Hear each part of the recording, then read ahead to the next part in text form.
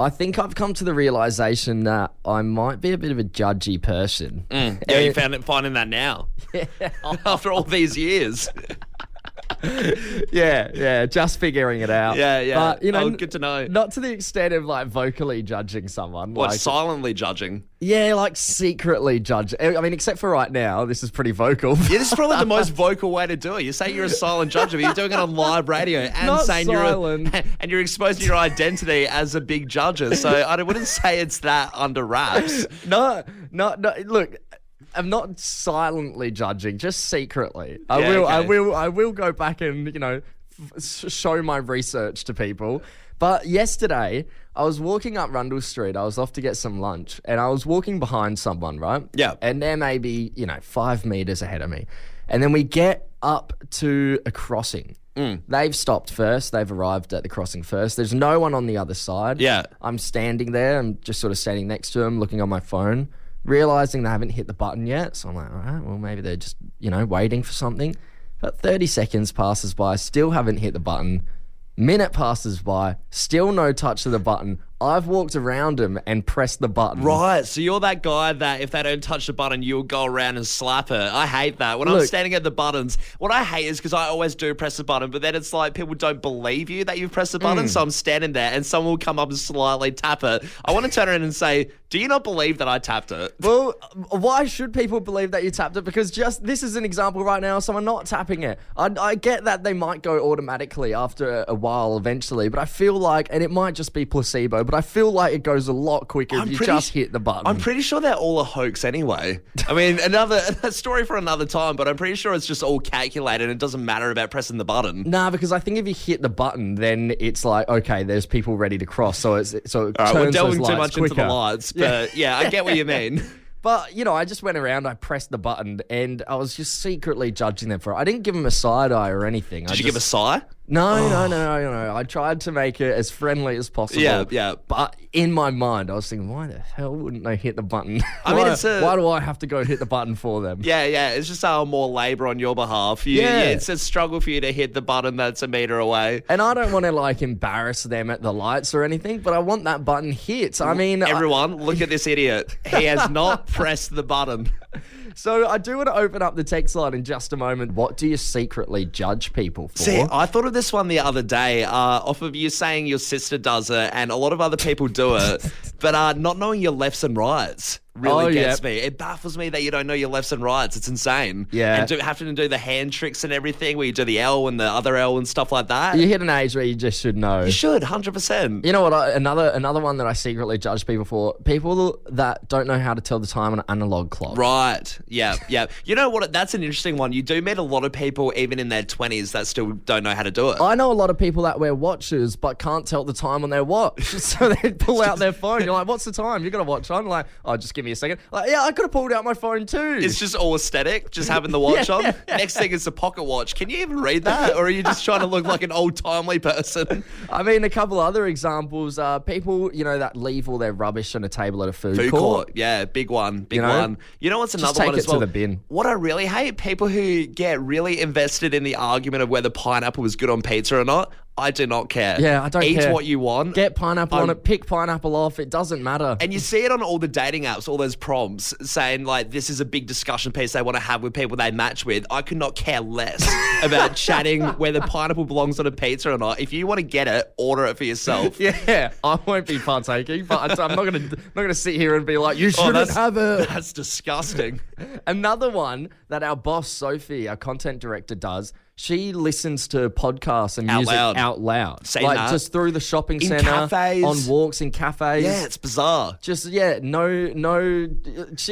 I'm secretly judging. Well, to be honest, I have vocally judged her before. Vocally before stop and now. doing that. Yeah, no, but there are so many, Tom. I mean, what are you secretly judging people for? Let's head over to Brett in Port Adelaide. Brett, good morning, mate. How you going? I'm going good, lads. Yourself? Very good. Very well, Brett. Hey, mate, what are you secretly judging people for? Oh my God, mate! It's got to be everyone's secret judgment on people who are walking in a public space with earbuds in and their phones in their pocket, and they're talking loud, having a conversation, waving their arms around. Mate, this Muppet and Coles the other week walking towards me, going, definitely. "You've got to certainly decide and do this and do that." And I'm like, I don't want to hear your freaking life story, mate. So, Brett, do something else. Brett, are you ever curious to eavesdrop on what they're talking about, or do you straight out just don't care? You just wish they wouldn't speak it all that loud? Well, no, I don't care. And sometimes you don't know if they're talking to you or not. At first, you think, is he talking to me? If they're a crazy person. Walking towards you. Yeah, that's right. And then you realise they're on the phone, and some of them are always bloody talking on something about how good they are at something, or like posting about something. Oh, turn it up, mate. Oh, it drives me nuts. Yeah, no, Brett, you hit the nail on the head there, because you always do kind of think, are they talking to me if they've got the AirPods in? Just put the phone up to your ear. Then at least people know what you're doing. Or go somewhere else and where there's not heaps of people around. Like, tosser. Can't stand them. Absolutely. Hey, very good, Brett. Stacey in Edwardstown, tell us, what are you secretly judging people for? When parents let their kids run around in a restaurant. And I mean, like, nice restaurants. And they just run around crazy. Yeah, like playing chasey around the tables and stuff. Yeah.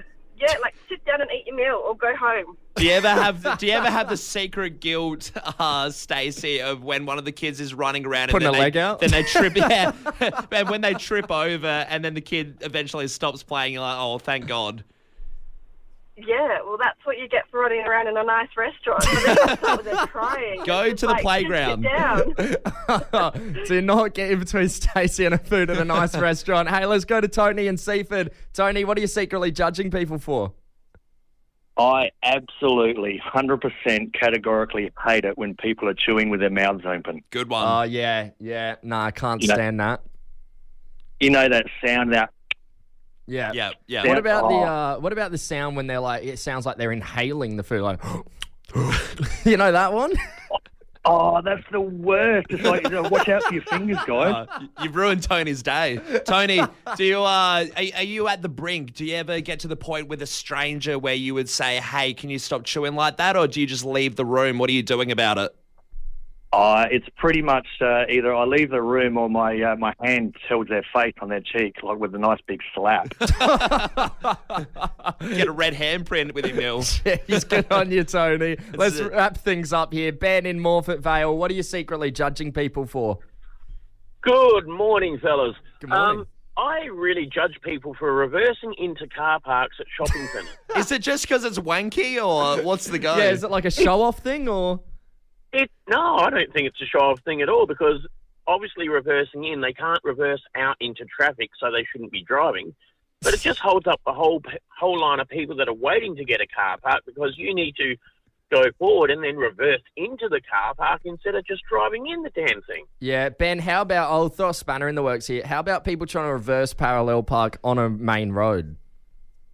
I have no issue, because I don't have any issues with reverse parallel parking. You just wait your turn and get them to do it. I'll tell you what, Ben, I secretly judged Tom when he reverse parked into my driveway once. I was like, it's unnecessary. Is he doing it to show off? I was doing a drop off. Callum, I want just a moment to talk about our amphibious friends, the frogs. Oh, good. Yes. Kermit has not got enough of a spin since his departure from the Muppets. So. Sweet Kermit. Yeah. No, it's about scientists in Brazil have just discovered that frogs are screaming a lot of the time. Okay, so this is like an interesting one from the scientists, like when they came out and said, plants feel pain, things like that, stuff that humans had no register of, but now we have the science to look at these things. Yeah, so some frogs scream at like an ear-splitting volume for other animals. This is either like a call to arms if there is a predator around. Right. It's a call to arms for maybe another predator to come along, or for all the frogs to get together and get the hell out of there. What, like a band together scream? Come on, lads, let's get out. Yeah, this panther's going to eat all of us. And that's one of the main cases as to why they scream. The way they do it as well, it's the way I've read it. It sounds really animated and quite funny, but basically what they do is they I'm going to do it for you as well. All right. Right here in the studio. Yep. They arch their backs. Yep, he's doing the arching of the back.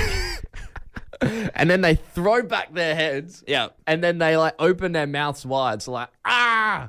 Right. Okay. Yeah. I don't know how they get such a high-pitched noise out of it, but they are ranging anywhere from 7 kilohertz up to 44, and humans cannot hear frequencies higher than 20. I was going to say, that is such a funny way to look at it with the neck craning and all that. And it's a shame we have big windows here at Fresh because, there's other businesses that probably saw that. What the hell is happening in that studio? And it doesn't make any more sense if you're like, I was impersonating a frog. So we have tasked our producer to get us the sound of a frog screaming. Neither of us have actually listened to it yet, so we're all in this for the first time together. And here it is. This is the sound of a frog screaming that we have found audible for humans. No one is safe. I'm getting out of here. Yay! It's the wrong frog. That appears to be Kermit the Kermit's frog. got in the loop somehow. All right, hang on. Here we go. Toad. This must be it. The Hypno-Toad.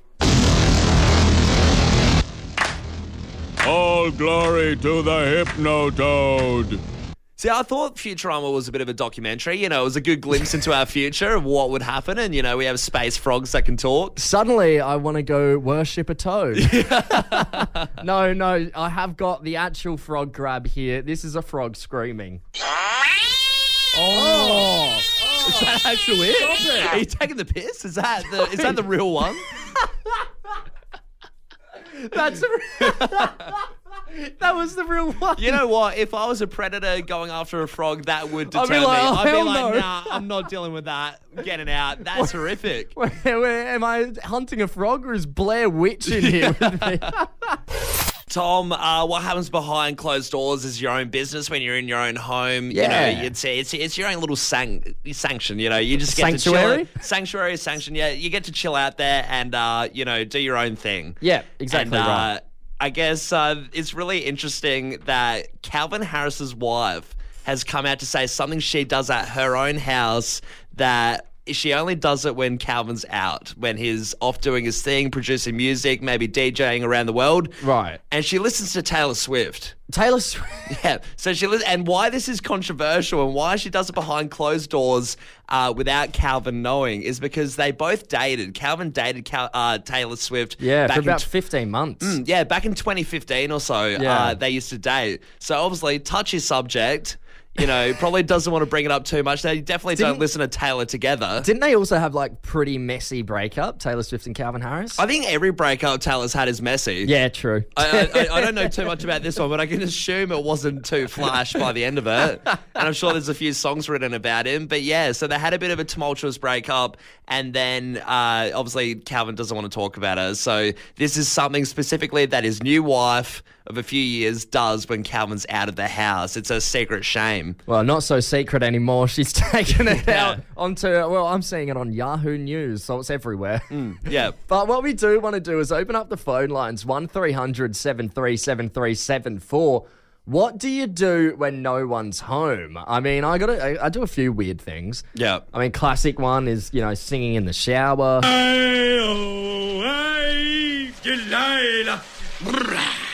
See, singing in the shower is such a funny one because I'm with a roommate now, and if she doesn't realise I'm home, if I just come home while she's in the shower, she's belting it out. Well, that's the thing. When no one's home and you're in the shower, you are giving it your all. You're imagining yourself at the Met. Yeah. I mean, full confidence in the shower, right? Yeah. Especially when no one's there. Yeah, no, she belts it out and it's really embarrassing. I do another weird thing when no one's home, and I'll start doing tasks around the house. And I'm just pacing up and down most of the time, talking to myself, and then I'll start talking in another voice and have a full conversation. What, like Jekyll and Hyde? Yeah. I've got multiple voices that I use at home when I want to have a conversation, but there's no one to talk to. That sounds a bit crazy. You're talking to yourself. I wouldn't say that on air. You're going to get sectioned. The government are after me. The men in the white suits are going to come grab you and detain you now. Yeah, I don't know. I just, sometimes I get bored, so I'll put on a little voice, maybe an accent here and there. Yeah, and just celebrity impersonations. Yeah, no, I was hanging out with Matthew McConaughey today in my house. No, it was just me. Speaking of celebrities too, another thing I do when no one's home and I'm cooking is I pretend I'm on a cooking show. Right, yeah, I've seen you do that. Yeah, how have you seen that? Well, Your mum wants me to watch out for you. I'm paid to make sure you don't torture yourself or do any of those cooking shows. Look, we want to open up the phone lines, Adelaide. What do you do when no one's home? It doesn't even have to be embarrassing like mine all life. Yes, it doesn't have to be crazy or weird. But yeah, maybe you sing in the shower. Maybe you pace around the house. Do you have any weird cleaning rituals, stuff like that? You know, anything weird you do behind closed doors? And somebody's texted in here saying, hey guys, don't want to come on and want to stay anonymous because I am shamed.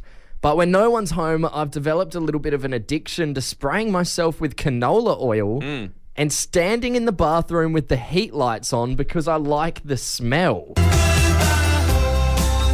Right, it is some Buffalo Bill scenes there. That is very odd. I wonder if it does. Do you think the heat light does the heat light slightly cook the canola oil and make you smell better or something? I don't know. There's a lot in me that wants to try this. Yeah. Just doing bodybuilding competitions, just pretending you're on stage with the oil there in front of the mirror. Got this one as well. When I'm home alone, I have this Elvis costume I got for a Bucks night once that I put on and dance around to. When I started, I only did it drunk, but now I do it sober, and it puts me in the best mood air guitaring when blasting Elvis. Fair enough. Each to their own. What one would you rather get caught doing? The oil in the bathroom or the Elvis? The Elvis, yeah. Right, yeah. No, I think everyone would choose the Elvis. The oil was just plain weird. Hey, let's go over to Somerton. We got Charlie on the line. Charlie, good morning. What do you do when no one's home? Good morning. So, my stepmom, she has a bath when no one's home because when my dad's home, he watches TV by himself when she's in the bath, and it makes her feel guilty, so she has a guilt-free bath when he's not there. A guilt-free bath. That's what you need in life, isn't it? Charlie, is there anything you're doing when you're home alone? No. I sing. Sing? Yeah. Do you, how loudly do you sing? Super loudly. And what are you singing? You singing Taylor Swift, or who's your favourite artist? Yeah. Taylor? Yeah, that one. Charlie, do you reckon you could maybe sing a little bit for us now? No. Nah. It's a big ass, Tom. That's okay. Hey, Charlie, you have a great day. Thanks so much for calling up. Okay. Cheers, Charlie. We've got Henry in Gillis Plains. Tell us, what are you doing behind closed doors? What's happening in your house? Yeah, morning, boys. Whether G'day. I'm in the loo or I'm in the shower, that door is wide open. Wide open? Wait. So yeah, when you're on the toilet, you're doing the door open is what you're saying? That's right, yeah. Have you ever been compromised? Has anyone come home while you're doing it and you haven't had enough time to leap up and kick the door shut?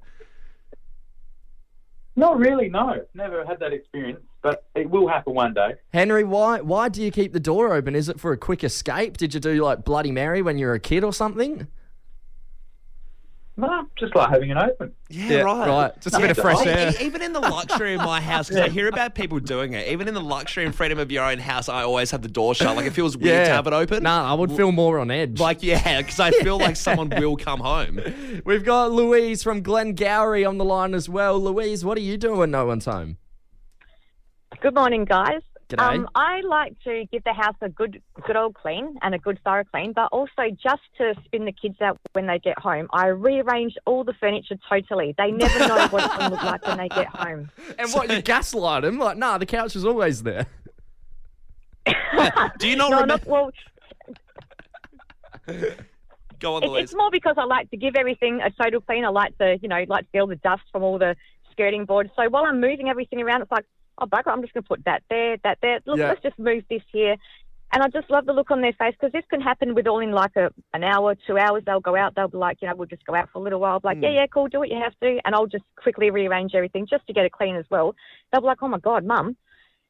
What have you done? I guess it just sets Louise, yeah, pretty much. Louise, how extreme is the rearrangements? Have the kids come home and been like, Mum, why is the microwave in the bathroom? Why is it sitting on the toilet? No. Not quite that extreme, but they've gone to put their bags where they usually put their bags or their coat, and they've just walked in and gone, oh, what the hell? It's not even there anymore. Just to throw them off a little bit. Nothing too drastic, just a minor inconvenience is where you get your kicks from. Oh, Louise, that's great. That's so funny. There's another reason behind that, just to let them know that even when people like me get old, cleaning can be fun. Yeah. Just prank your kids. That's a great message to send out.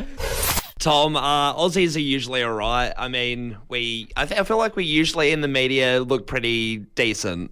Yeah, but then there's always one person to slip up and stuff it up for everyone. Yeah. There's always, what are you, the teacher in a classroom? Yeah, always pointing fingers, always one person. And this has happened from a flight from Auckland to Sydney. It was an Aussie over there on the New Zealand Airways, and he's got in trouble recently because in December, he decided to do the unthinkable, and it's something that everyone would consider, right? Okay. You know, I mean, when you're needing to go to the toilet, you're busting, you know, your mind goes into different places, right? Yeah. He's sitting in his window seat. He's got two people next to him. He's obviously thought, geez, these are strangers. I can't be bothered getting up, doing the old, you know, jumping past their legs. Hogwash, like that. I say. But he's like, he's sat there and he thought, geez, instead of disrupting them, maybe they were asleep. He's thought, geez, I'm going to pee in a cup. What? So he's sat there in the window seat, this Aussie. Shame. Peeing in the cup next to these people. Shame. And it's resulted in, obviously, them noticing and thinking, what the hell is this guy doing? Yeah. And they've turned over and looked, called the flight attendant appropriately, as you would. Why? I don't know why he didn't just ask him to move so he could use the on-flight facilities. Well, that's the thing. I say that in jest that you wouldn't, you know, want to disrupt them and stuff and go. No, you gotta go. You gotta go. Obviously, that is like the best option, right? I can't imagine how frantically they would have been pushing that button on the top ceiling trying to get the flight attendant when they saw him filling up the cup. Oh my God, there's so many different things you do before you resort to the cup. Oh, 100%. And it's not even the worst part, right?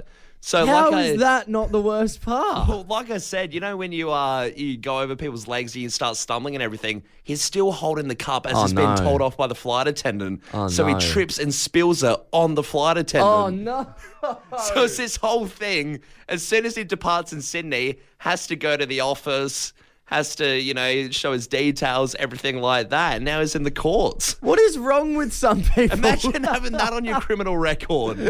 That's the worst thing. It is time for us to wrap up all the weird things we've seen this week with our Weird Weekly Wrap. Yeah, Tom, I went to the sauna the other day at the gym. Mm-hmm. And I hopped in. Yeah, it was good. I do like a good sauna. And I sat in there. And I was sitting with this bloke, and he whips out his phone. Like, he's got nothing on him. Like, he's just in underpants. But he somehow whips out his phone from out of nowhere. We hope he's just in underpants. And he just starts playing on it in the sauna. But I'm thinking, this is hot ass. What are we talking about? Angry Birds or No, he was just TikToks? on Instagram, like, messaging people, stuff like that. No selfies. Yeah. That would have been very funny. But I thought, geez, surely your phone would break at this temperature. Surely, you know, the sauna isn't fit for a phone. I feel like a sauna, or in the same regard, a steam room is no place for a phone. And also, you know, he put it down. Like, there's a big portion where he didn't even use it. He just had it roasting in the sauna. Surely put it outside. I know it can be a little bit cagey. You don't want people to take your stuff, but it's better than having a broken iPhone. Just play the risk. Absolutely.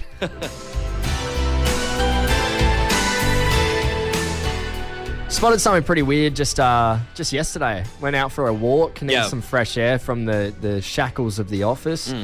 I'm walking down North Terrace, and there's a lady in front of me, and she's walking, and she's got her hands in her pockets, all well and good, except for the fact that her hands were in her back pockets. Really? The back pockets? Yeah, and it wasn't like she was reaching for something like a phone.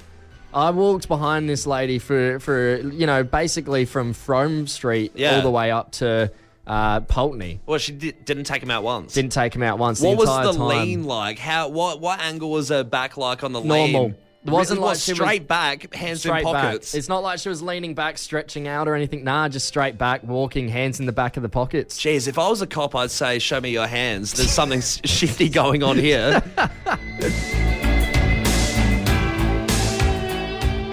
We on the weekend, Tom, went away to Tail and Bend. Yes, we did. And there was a lot of walking we did, and I made, I guess it wasn't a mistake. It was definitely the best looking shoes I could have worn at the time. But I wore these boots that are really, bad on the back of my feet. Right, the Rossies. Yeah. They've just got them a bit loose at the back and stuff. Any and boot gets a lot when you're walking as much as we were, And it got a bit painful, and it got to the point where I stopped walking normally, and I was more so raising my knees in a straight up and down kind of way, but it looked like I was the devil walking with hooves. Like, it wasn't like a normal walk. It was just like really up and down as if I'm like walking like a goat or something. And, there was a lot of people around, so I felt pretty self-conscious about that. Don't know if you noticed. Yeah, I did notice. I was gonna leave it out of my Weird Weekly Wrap. I like how we've extended the Weird Weekly Wrap to things that you're just doing. Weird things I've noticed myself fall into, but yeah, no, I need some new shoes.